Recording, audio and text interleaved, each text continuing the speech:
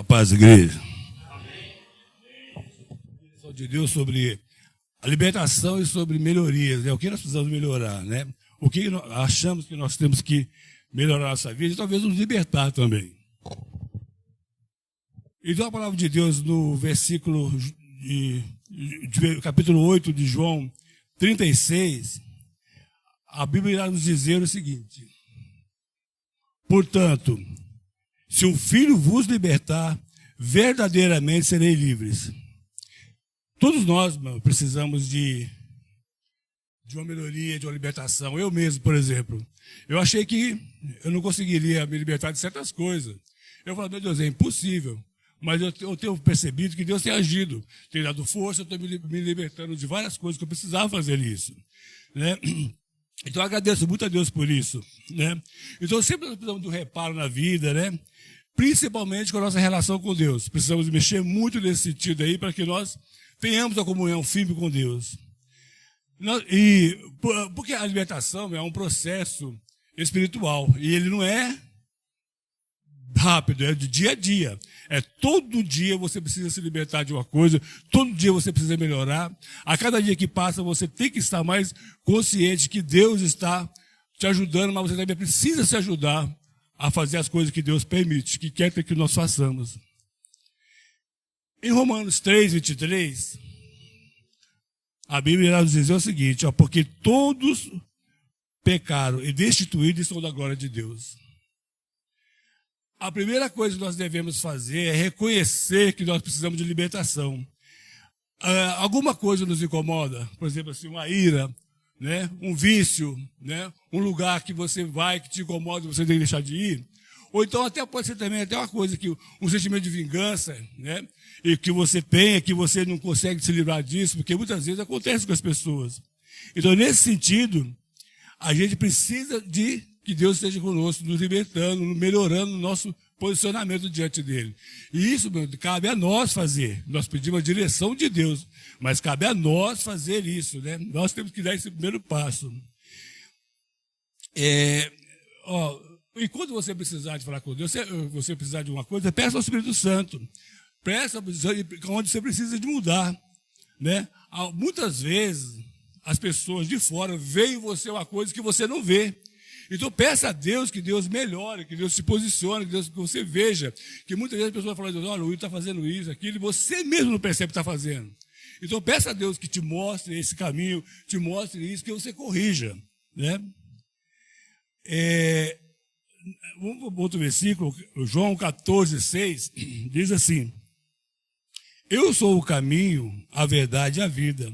Ninguém vai ao Pai senão por mim, né? O que diz para nós aqui é que nós buscar Jesus como o único libertador. Não há nada que nos liberta a não ser Jesus. Ele já disse que eu sou o caminho, a verdade e a vida. Ninguém vem ao Pai senão por mim, né?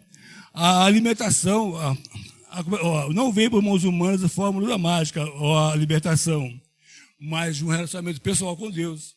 É dessa forma que você se liberta. Você tem um relacionamento com Deus, você está sempre disposto a falar com Deus, a ler a Bíblia, está sempre presente, porque muitas vezes nós deixamos, nós não, né? Né? A gente esquece de ler a Bíblia por compromisso, ou por descuido, qualquer coisa. Eu não tenho o hábito de ler a Bíblia corretamente e todos os dias. Mas preciso mudar isso, é uma coisa que eu preciso mudar na minha vida, é isso, né? Ele é o único que pode quebrar correios espirituais e trazer a paz à sua alma, né? Arrependa-se. Outro versículo vai dizer para nós em Atos 3, 19, vai falar sobre arrependimento. Então fala, arrependa-se genuinamente, né? Arrependei-vos, pois, e convertei-vos para serem cancelados os seus pecados. O arrependimento não é um remorso, irmão, é mudança de atitude, é mudança de direção. Se você apenas sentir remorso, você pode ter certeza que amanhã você vai repetir, que o remorso amanhã passa. E você vai repetir aquele mesmo erro. Então você tem que se arrepender genuinamente. Não ter o remorso daquilo que você fez. Muitas vezes eu falo, nossa, eu estou com remorso de ter feito isso, aquilo. Mas não é o remorso que você tem que ter. Você tem que ter o arrependimento. E ele tem que ser genuíno, né? Quando confessamos nossos pecados ao Senhor, Ele nos purifica e abre caminho para uma completa libertação. né? Então, quando nós confessamos nosso pecado a Deus, confessamos de coração, confessamos com arrependimento, confessamos a Deus, nós abrimos o caminho para que Deus opere na nossa vida. Aí Deus vai operar, porque Deus está vendo a sua sinceridade, Deus está vendo o seu desejo, Deus está vendo a sua entrega. E Deus, quando Ele vê isso na pessoa, pode ter certeza que Deus vai estar junto com a gente nessa caminhada, porque nós precisamos de Deus em todo momento, né?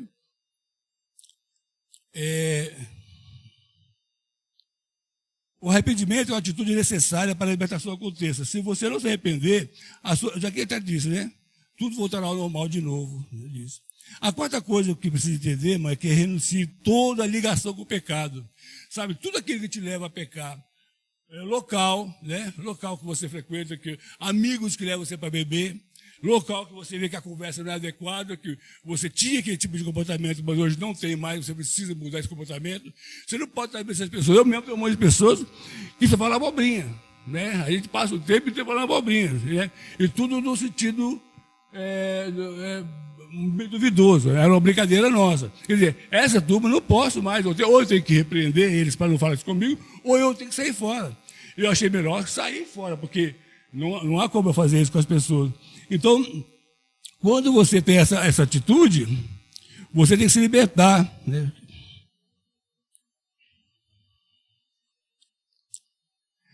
Então, se você não se libertar disso, não vai adiantar o seu arrependimento. Porque, voltamos a dizer no mesmo versículo de cima, que o arrependimento, ele não pode ser uma coisa que você tenha assim, fiz errado hoje. O arrependimento é genuíno, é que Deus no lugar, é Deus para sempre naquilo que você precisa. Onde que Deus precisar que você atue, né? Atue naquilo que você precisa mudar, no comportamento, na atitude, nas palavrão, né? Na ira, a Bíblia fala assim, irai, mas não pequeis, né? Quer dizer, muitas vezes a ira nos leva a pecar. Então, até a ira, Deus fala, irai-vos, mas não pequei. Né? No versículo...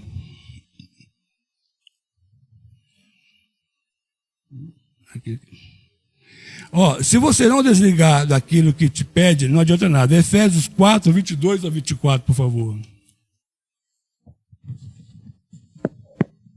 Sentido que, quando ao trato passado vos despojei do velho homem, que se corrompe segundo as concupiscências do engano,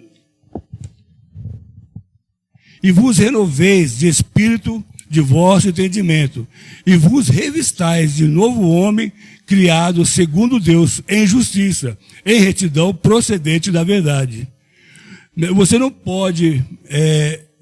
ser livre e manter a mesma ligação sem largar essas práticas. Objetos, ambientes, tudo que se afasta de Deus. Pare de frequentar lugares. A Bíblia diz que o seu olho, né, te condenar, arranque e jogue fora. Né? Porque é mais fácil você entrar no céu faltando um olho do que no inferno o corpo inteiro. Essa expressão é hipotética. Né? O que quer dizer? O que nós entendemos com isso? Se o seu olho está mirando coisa que não deve, desvia o olho, desvia o olhar, né? Quando dá esse toque aqui, é uma coisa hipotética. Então, é você desviar daquilo, não deixa aquilo te chamar a atenção, foge daquilo, né? Não fique. No tópico 5, irmão, existe assim, revestir-se da palavra de Deus. Está em João 32, 32. E conhecereis a verdade, e a verdade vos libertará. A palavra de Deus é uma poderosa contra a cilada do inimigo, fortalece, renova nossas mentes, guia nossos passos, santifica-nos na verdade, né? Que é a palavra de Deus. Se você se libertar, se você quer se libertar, e não toca na Bíblia, não faça oração, não vai conseguir, né? Até quando você lê a Bíblia, quando você escreve dele, fala em voz alta, para que Deus ouça, para que o diabo também ouça, e não tem poder na sua vida. Se você fala em voz alta, o nome de Deus, arrepende em voz alta, lê a Bíblia em voz alta, você afasta as coisas ruins da sua vida, porque o diabo vai ouvir você falando de Deus. Quando você pensa, fica difícil, porque o diabo não é onisciente. Eu entendo que ele não é onisciente. Então, quando você fala em voz alta, você afasta o diabo da sua vida.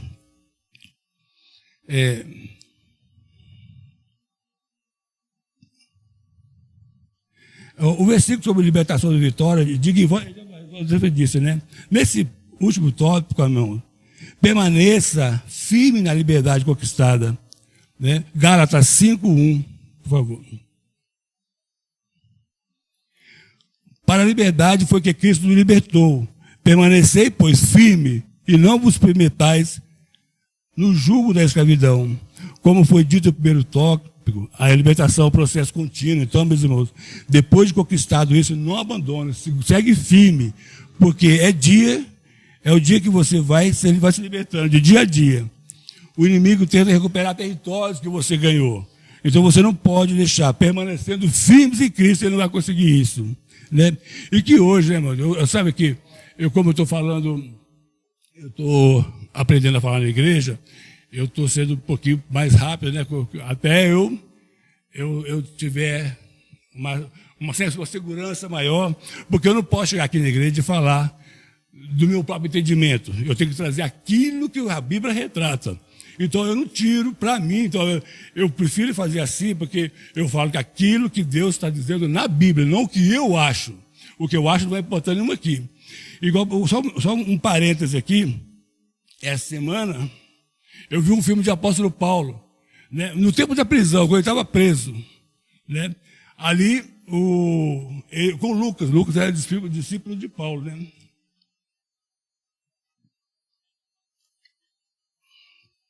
E veja a dificuldade de Paulo ali, que Paulo apanhou muito no filme.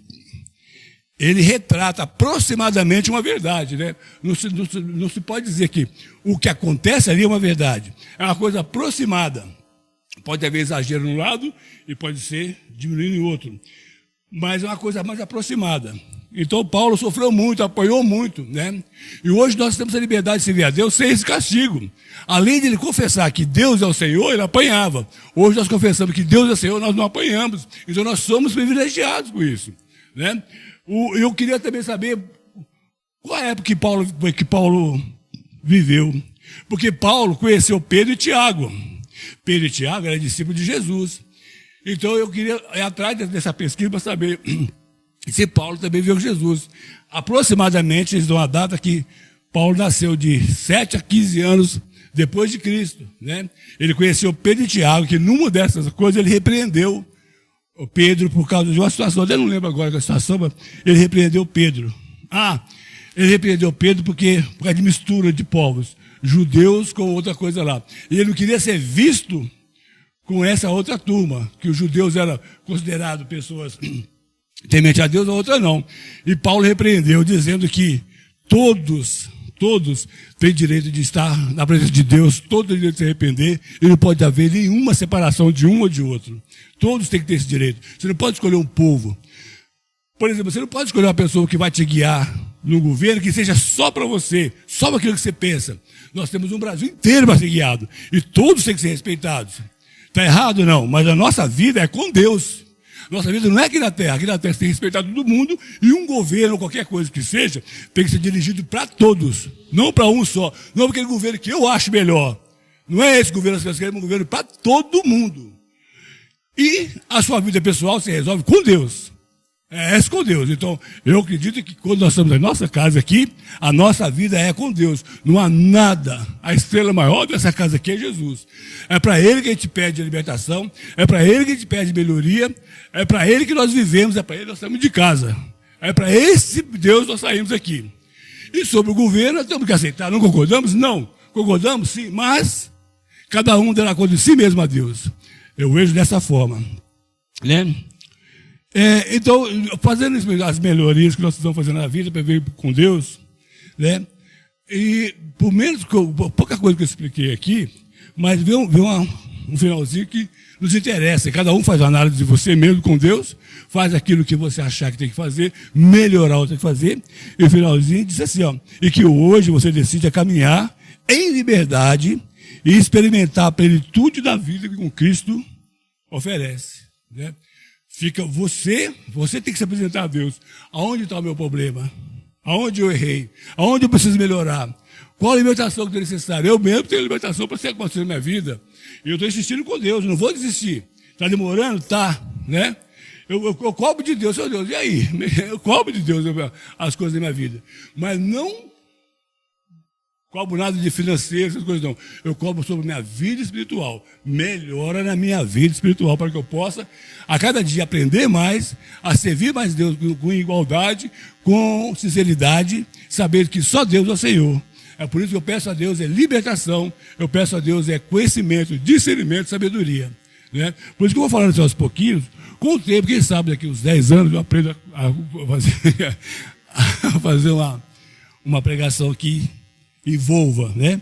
Mas por enquanto é só, meus irmãos, eu peço que vocês, eu agradeço a paciência, agradeço por ter ouvido um pouquinho da palavra de Deus, da forma que eu entendi, da forma que eu peguei na Bíblia, não da forma que eu mesmo construí. Eu agradeço e vou pedir as palmas para que louve o Senhor.